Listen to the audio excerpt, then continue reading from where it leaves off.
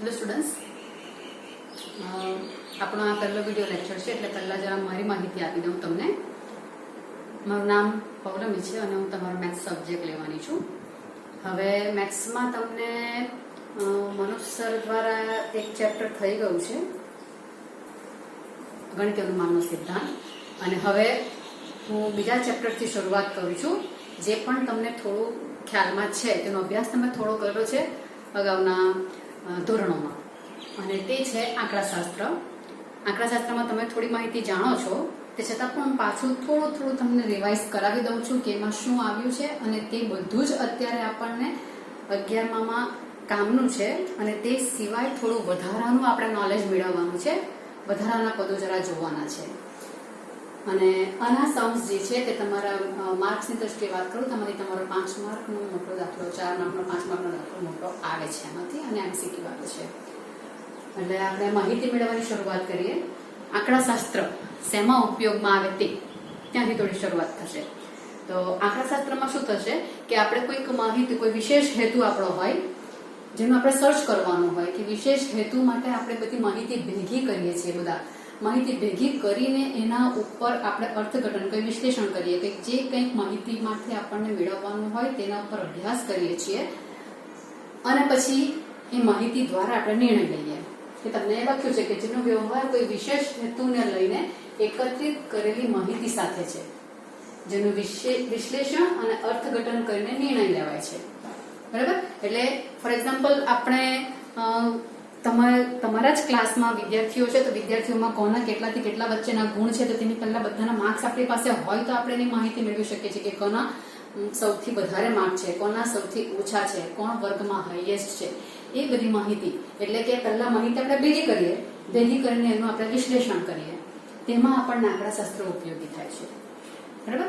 હવે એ માહિતી તમારી જે ભેગી કરો છો તેમાં 3 મહત્વના માપ તમે શીખીને આવેલા છે મૂલ્યો શોધવા માટેના.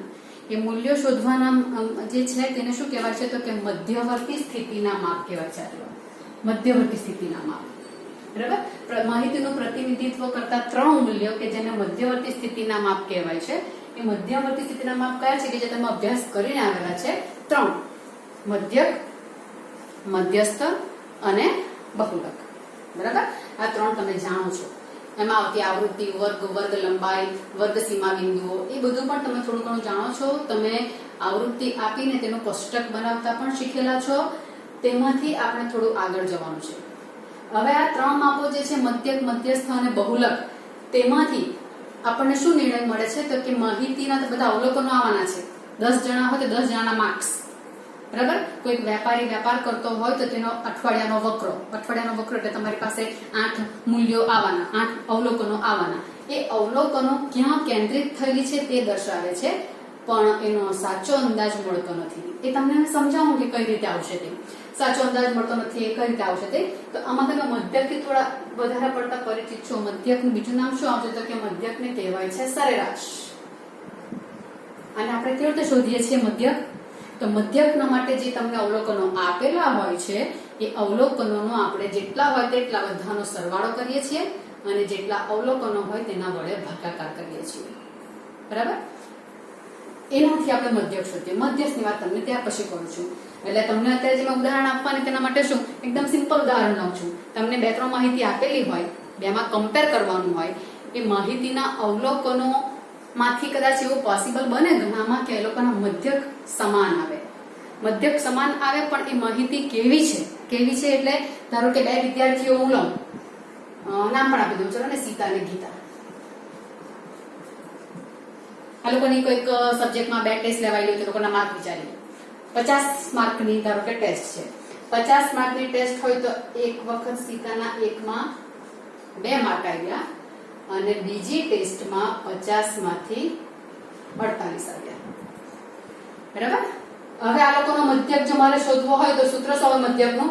અવલોકનોનો સરવાળો. મધ્યકને x બાર કહેવાય ને, સિમ્બોલિકલી. એટલે 2 + 48 ભાગ્યા અવલોકનોની સંખ્યા એટલે 2, એટલે 50 ભાગ્યા 2 એટલે આવવાનું 25. બરાબર? આ મધ્યક તમે જાણો છો એટલે ફટાફટ કર્યું છે. અવલોકનોનો સરવાળો છેદમાં અવલોકનોની સંખ્યા. હવે આ 2 માંથી કોણ સારું તે જોવાનું છે. તો આના માર્ક જોઈએ આપણે. અને માનો કે 50 માંથી આપણે લખી દઈએ 1 માં 24 છે ને 50 માંથી આના 24 છે બીજી ટેસ્ટમાં, તો x બાર આનો શું આવશે તો કે 24 વત્તા 26, બે અવલોકનો છેદમાં અવલોકનોની સંખ્યા એટલે 2 આવશે, અવલોકનોનો સરવાળો. તો આ પાછા 50 જ થયા, 50 ભાગ્યા 2 એટલે 25. તો તમે જુઓ છો કે સીતા અને ગીતા બંનેનો મધ્યક તો કેટલો આવ્યો? સમાન જ આવ્યો. બંનેનો મધ્યક સમાન આવ્યો, પણ તમે જુઓ તો આમાંથી તમે ઈઝીલી કહી શકો છો કે સીતા અને ગીતામાં વધારે અભ્યાસમાં વધારે સારું કે જેના પર આપણે વિશ્વાસ કરી શકીએ તેવું કોણ? વિશ્વાસપાત્ર વ્યક્તિ કોણ કે માર્ક લાવશે જ અમુક એમ?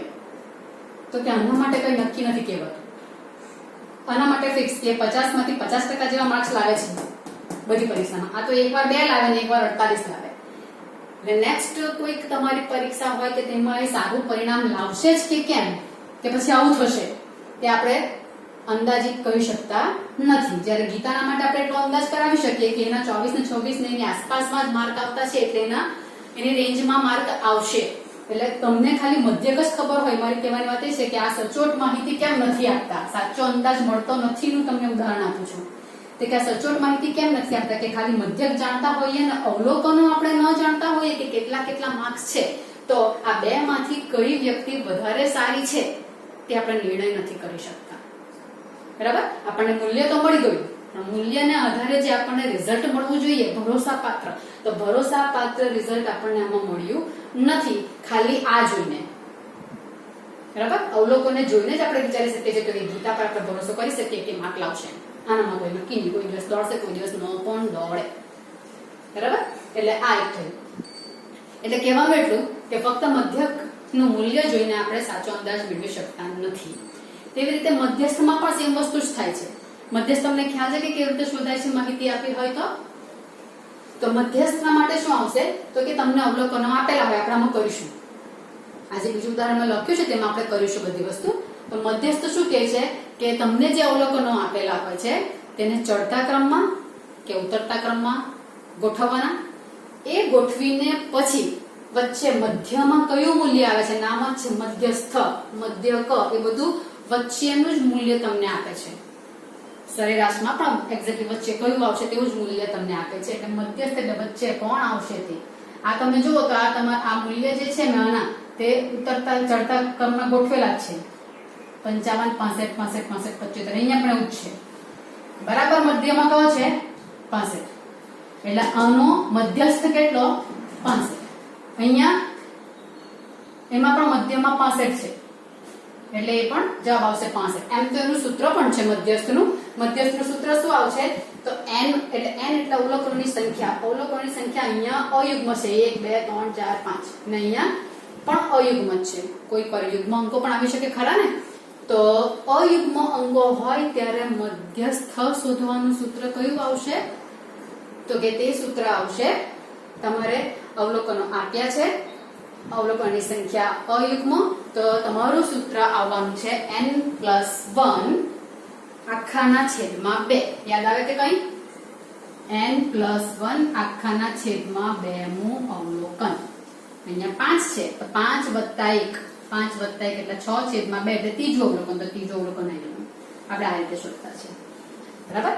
પણ જો અયુગ્મ હોય ત્યારે આવ્યું આ સૂત્ર છે. અવલોકનોની સંખ્યા યુગ્મ હોય તો કયું સૂત્ર આવશે તો કે ત્યારે m નું સૂત્ર છે n/2 મું અવલોકન વત્તા n/2 પ્લસ 1 મું અવલોકન આખાના છેદમાં 2. ઇન શોર્ટ આ બે અવલોકનો શોધ્યા આપણે n/2 અને n/2 પ્લસ 1 એ બે ની સરેરાશ, સરવાળો by 2 કરીએ એટલે સરેરાશ જ કહેવાશે ને. એટલે આ છે n યુગ્મ હોય ત્યારે. યુગ્મ એટલે ધારો કે 6 તો 6/2 એટલે 3, 6/2 3 વત્તા 1 4, 3 અને 4 ની સરેરાશ લેવાની છે. ત્રીજું અવલોકન અને ચોથું અવલોકન ની સરેરાશ. બધા સૂત્રો તો હું તમને લખીને આપીશ, ચિંતા નહીં કરતા. પણ આ તમે જાણો છો તેમને હું તમને રિવાઇઝ કરાવું છું કે આ તમે શીખીને આવેલા છો. એટલે મધ્યસ્થના આ સૂત્ર છે. મધ્યકનું આપણને ખબર છે કે x બાર બરાબર અવલોકનોનો સરવાળો, સંકેતમાં લખાય ને σxi/n, અને મધ્યસ્થનું આવ્યું આવશે બહુલક. તો બહુલકતા માહિતી એકદમ સરળ. બહુલકમાં આપણે એટલું જ જોઈએ છે, ખાલી અવલોકનો જોઈને જ આપણે આન્સર આપી દઈએ છીએ. કે અવલોકનોમાં જે અવલોકન સૌથી વધુ વખત આવેલું હોય તેને તેનો બહુલક કહેવાય છે. આપણે Z કહીએ છીએ. તો આમ 65 3 વખત આવેલું છે એટલે 65 નો બહુલક.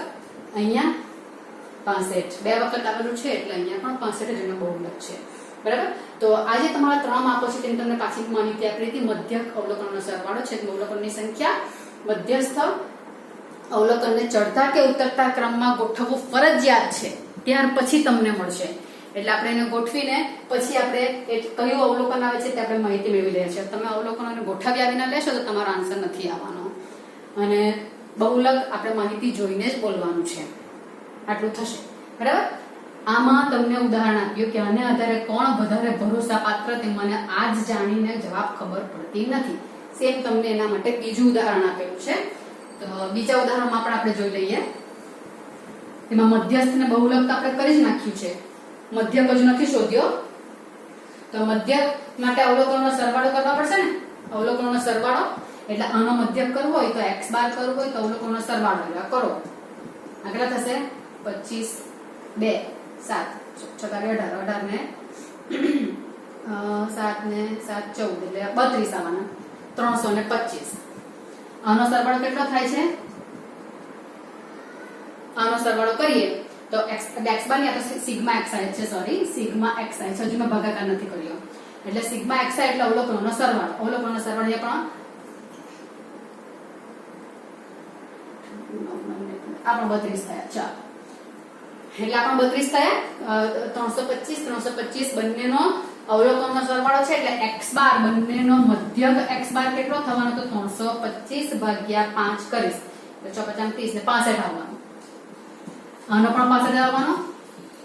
b નો અને આ a નો. મધ્યસ્થ તો મધ્યસ્થ તો આપણે કરી નાખ્યો છે. વચ્ચે મિડલમાં 65 જ છે. આનો પણ n કેટલો છે 65 અને z બહુલક પણ 65 જ છે. 3 ના જવાબ 65 આવ્યા છે. બરાબર.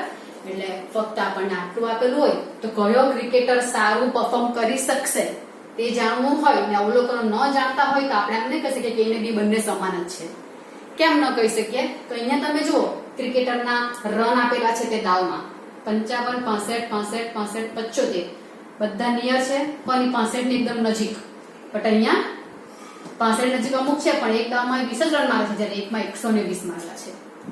બરાબર. તો અહીંયા માહિતી સચોટ નથી એટલે એકચ્યુઅલીમાં ક્રિકેટર બી ના માટે આપણે નથી કહી શકતા કે સારા રન આના પછીના મેચમાં કરશે જ, કારણ કે એનું લઘુત્તમ મૂલ્ય 20 છે અને મહત્તમ 120 છે. એટલે એનો વિસ્તાર કેટલો છે?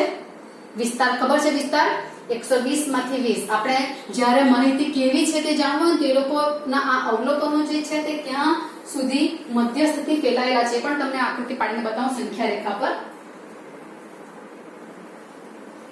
આ બધી વસ્તુ આપણે ફક્ત જરાક જાણવાની છે. બાકી દાખલા તો આપણે સૂત્રના આધારે જ કરવાના છે પણ સૂત્ર કઈ રીતે ક્યાં આવશે તેનું જ આપણે અત્યારે ચર્ચા કરવાની છે. આ હું રાખું કારણ કે મને અવલોકનો જોઈતા છે એટલે આ રાખું છું. મધ્યસ્થ બહુલક આપણને ખબર છે કે બધા 65 આવેલા છે.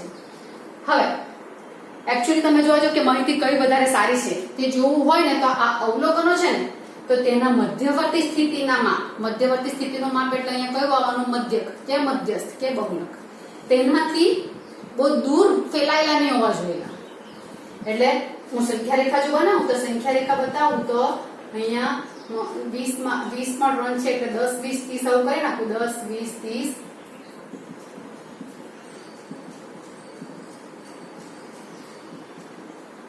120 પણ છે કરવા પડશે ને.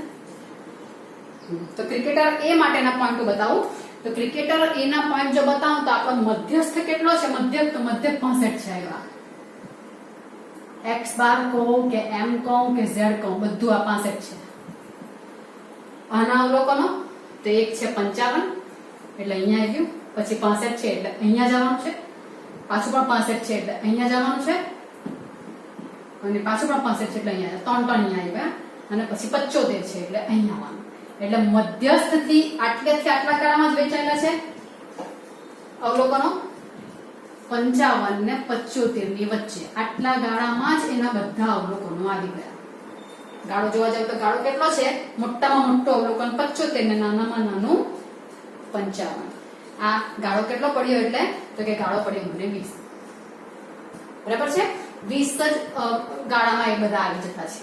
જબકી ક્રિકેટર બી ને આ એ છે. ક્રિકેટર બી ને જો મારે ગોઠવવું હોય તો બી ને ગોઠવવા માટેના અવલોકનો જો વિચારીએ તો એ અવલોકનો કયા કયા છે? તો પહેલું 20 છે, આવ્યા.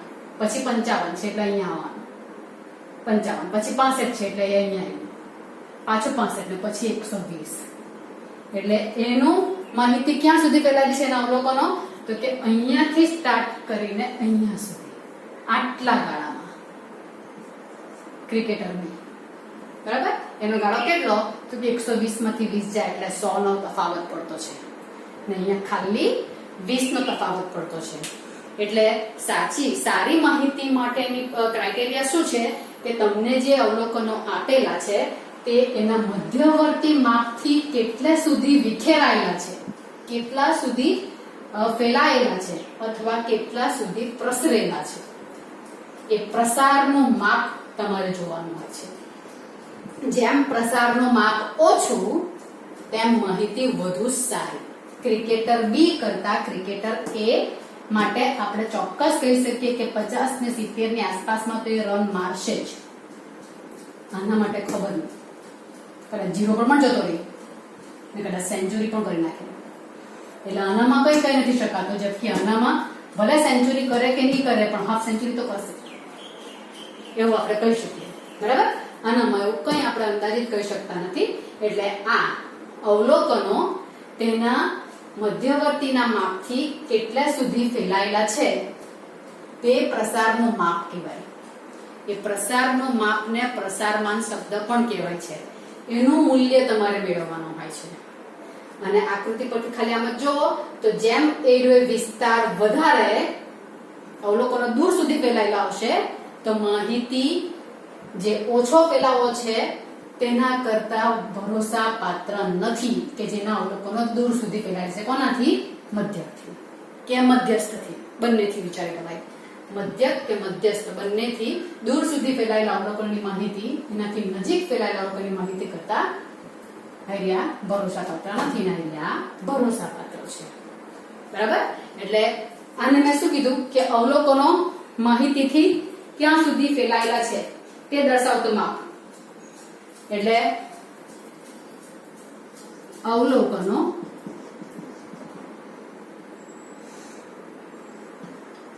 મધ્યવર્તી સ્થિતિના માપથી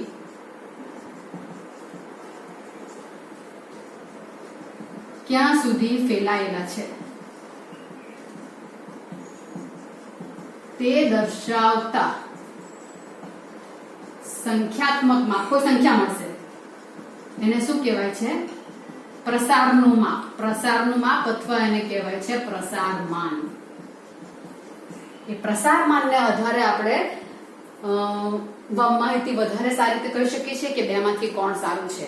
કમ્પેર કરવાની વાતની વાત કરીએ તો કે બેમાંથી કોણ સારું. તો પ્રસારમાન જે છે તે આપણે નવું શીખવાનું છે. મધ્યસ્થ ને બહુલકને આધારે માહિતી મળે તેના કરતા આપણને પ્રસારમાનથી વ્યવસ્થિત માહિતી મળે છે. પણ હવે પ્રસારમાન જે છે તે પ્રસારમાનના પણ પાછા એના માપ મેળવવા માટેના પણ તમને બીજા પોઈન્ટ આપેલા છે કે કયા કયા અંદર પોઈન્ટ્સ છે કે જેના આધારે આપણે પ્રસારમાનનું માપ મેળવી શકીએ. તમે તમારી ટેક્સ્ટબુકમાં પણ જોતા રહો તો ચાલે. ટેક્સ્ટબુકમાં બધી વસ્તુ તમને પેજ નંબર તમને કહી દઉં તો 322 અને 323 પર જોવા મળશે. તો પ્રસારમાનના માપ માટે પહેલું છે વિસ્તાર, બીજું છે સરેરાશ વિચલન, ત્રીજું છે પ્રમાણિત વિચલન. બરાબર? તો અને ચોથું પણ અહીંયા આપેલું છે ચતુર્થક વિચલન. એ એટલા માટે મેં લાસ્ટમાં લખ્યું ચતુર્થક વિચલનને.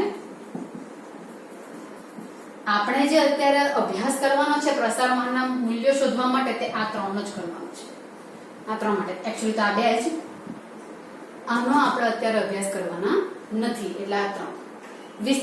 વિસ્તાર તો આપણે શોધી જ નાખ્યો. વિસ્તાર આપણને બહુ ઇઝીલી મળી જાય છે કે વિસ્તાર મેળવવા માટે મને આખી માહિતીના બધા અવલોકનો કામના નથી.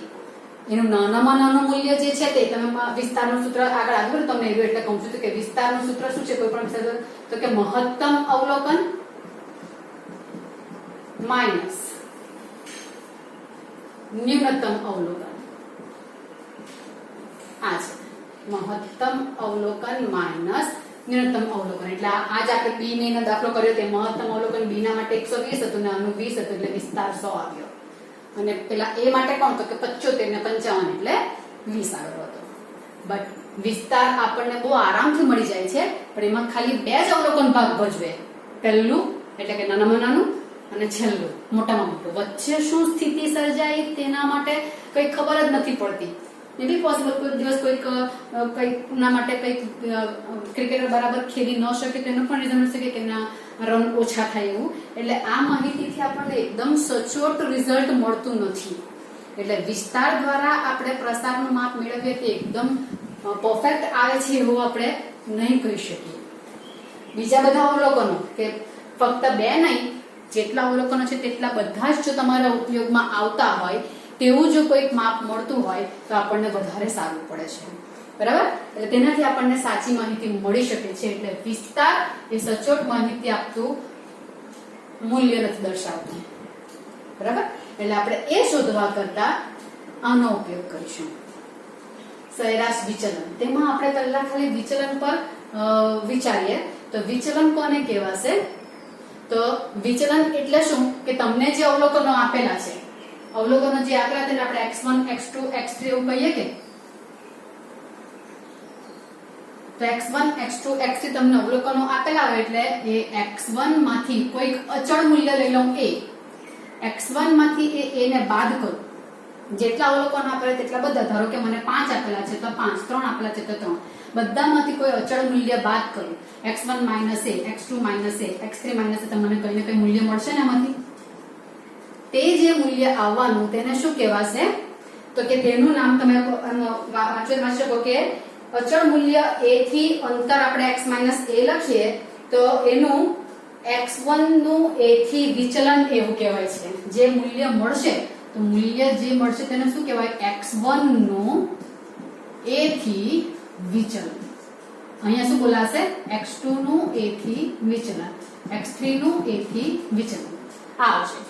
હવે તો કે તમારે આ વિચલન શું? તે વિચલન એટલે તમારે અંકોમાંથી કંઈક મૂલ્ય બાદ કરવાનું. કોમન એટલે અચળ મૂલ્ય તમને કહ્યું છે. આ કોણ છે? તો કે અચળ. મતલબ અહીંયા a બાદ કરીને b બાદ કરીને c બાદ કરીને તેવું નહીં. બધામાંથી કોઈ અચળ મૂલ્ય બાદ કરવાનું છે તો મને જે મળશે તે વિચલન મળશે. હવે આપણે જે લેવાનું છે તે સરેરાશ વિચલન. સરેરાશ વિચલન લેવાનું છે. તેમાં આપણે આ a કેવો લેવાનો? તો કે a જે શું દર્શાવે છે? તો કે મધ્યવર્તી સ્થિતિનું કોઈ માપ જ હોય છે. મધ્યવર્તી સ્થિતિનું માપ એટલે કે મધ્યમાં આવેલું એનો મતલબ. એટલે મધ્યવર્તી સ્થિતિનું માપ આપણું વચ્ચે આવતું છે. આપણે 65 વચ્ચે આવતા હતા તેવા. અહીંયા જો a હોય, અહીંયા અવલોકનો થોડાક હોય ને અહીંયા અવલોકનો થોડાક હોય. મધ્યમાં લેવાનું છે. આપણે બધામાંથી a બાદ કરીએ તો મે બી પોસિબલ કે કોઈક બાદબાકી તમારી 0 આવે, કોઈક મૂલ્ય ઋણ આવે. આ અંક નાના હશે આપણે ઉતરતા ક્રમમાં ગોઠવીએ અને આ વચ્ચે આવશે તો ઓબ્વિયસલી કે અહીંયા સંખ્યા કેવી આવવાની? a થી નાની આવશે અને અહીંયા કેવી આવશે? a થી મોટી આવશે. જો મેં એને ચડતા ક્રમમાં ગોઠવેલી હશે તો. એટલે અહીંયા a મધ્યમાં આવવાનો છે તો અહીંયા નાના અંકો આવવાનો તો x1 - a જે આવવાનો છે તે અહીંયા કેવો આવશે? તો કે એ જવાબ મારો ઋણ આવશે ને અહીંયા કેવો આવશે? તો કે સોરી આ ધન આવશે ને આ ઋણ આવશે. બરાબર? મોટી સંખ્યામાંથી એ બાદ થશે એટલે આ ધન આવવાનો ને આ ઋણ આવવાનો એવું થશે. બરાબર છે? તો આ જવાબ મારો ઋણ આવશે, આ ધન આવશે અને આ મધ્યમાં છે. મધ્યમાં છે તો જો હું બધાનો સરવાળો કરું, કારણ કે સરેરાશનો મતલબ અવલોકનોનો સરવાળો. તો અવલોકનોનો સરવાળો જો કરવા જઈશ તો બધાનો સરવાળો તમને આ કાઉન્ટર એક્ઝામ્પલ થી બતાવીશ જ ખરું. તો આનો સરવાળો તો મારો અહીંયા ઋણ છે ને અહીંયા ધન છે તો 0 આવી જાય. તો 0 આવી જાય તો પછી મારે સરેરાશ વિચલન અવલોકનોની સંખ્યામાં તો સરવાળો 0 છે, જવાબ મારો 0 આવી જાય. એટલે એનાથી મને મૂલ્ય મળતું નથી. એટલે એક્ચ્યુઅલી સરેરાશ વિચલન શું છે? તો કે અવલોકનોમાંથી કોઈક અચળ મૂલ્યને બાદ કરતા જે પરિણામ આવે છે ને, જે પરિણામ આવે છે તેનું મારે માન લેવાનું. માનને શું કહેવાશે? નિરપેક્ષ મૂલ્ય. એટલે શું કરવાનું છે, આ x1 minus a x2 minus a એ બધું શોધું ને તેને માનાંકમાં લઈ લેવાનું, એટલે ઋણ જવાબ પણ મારો ધન થઈ જવાનો ને, આ જવાબ ધન થઈ જશે, એટલે આ જવાબ મારા બધા ધન થઈ જશે. પછી એ લોકોનો સરેરાશ શોધવું એટલે કે મધ્યક શોધવું તો મને કોઈ વાંધો નહીં મળે. એટલે પછી તો કે મારે મધ્યક શોધવાનું છે તો પછી બધા અવલોકનોનો સરવાળો આવશે છેદમાં અવલોકનોની સંખ્યા. આ જાય આને કહેવાય છે સરેરાશ વિચલન. હવે વિચલનમાં પાછા બે ત્રણ પ્રકારના આવે છે અને સરેરાશ વિચલનને આપણે મીન ડેવિએશન કહેવાય છે. એકચ્યુઅલીમાં આપણે મધ્યક છે તેને મીન કહેવાશે, મધ્યસ્થ છે તેને મીડિયન કહેવાશે અને બહુલક છે તેને મોડ કહેવાશે અને વિચલનને ડેવિએશન કહેવાશે. એટલે આને MD તરીકે દર્શાવે છે, મીન ડેવિએશન. કોની સાપેક્ષ કર્યું, એની સાપેક્ષ તો અહીંયા a લખીએ, બરાબર. સૂત્ર તમારું આવી જાય કેમ કે શોધવાનું તો મધ્યક જ છે એટલે આ થઈ ગયું, બરાબર છે. એની જગ્યા પર કોઈ મેં બીજો સિમ્બોલ લઉં. આપણે જે શીખવાના છે તે સરેરાશ વિચલન કોની સાપેક્ષ શીખવાના છે, સરેરાશ વિચલન મધ્યકને સાપેક્ષ અને મધ્યસ્થને સાપેક્ષ. એટલે a તરીકે આપણે x બાર લેવાનું છે અથવા તો m લેવાનું છે, મધ્યક અથવા તો મધ્યસ્થ. એટલે તેને લખાશે MD મધ્યકને સાપેક્ષ અને MD મધ્યસ્થને સાપેક્ષ. સૂત્ર શું બને, xi માઇનસ અહીંયા x બાર છે તો અહીંયા x બાર આવશે છેદમાં n અને અહીંયા આવશે xi માઇનસ m છેદમાં n. બધાના તમને એક્ઝામ્પલ બતાવે છે એટલે ખ્યાલ આવશે. અત્યારે ખાલી સૂત્રથી થોડા પરિચિત થવાનું છે. સરેરાશ વિચલન એટલે શું, તો કે અવલોકનોમાંથી કોઈક મધ્યક બાદ કરતા તેના જે મૂલ્ય આવે તેના ધન તફાવતને અથવા તો તેના માનને સરેરાશ વિચલન કહેવાય છે. માનની સરેરાશ લેવાની છે, માનની સરેરાશને સરેરાશ વિચલન કહેવાય છે. આ બધું પાછું આપણે રિવાઇઝ કરીશું. અત્યારે આટલા જ તમે મગજમાં રાખજો. બધું PDF થી મોકલાવીશ અને નેક્સ્ટ વિડીયોમાં આપણે આગળ ચર્ચા કરીશું.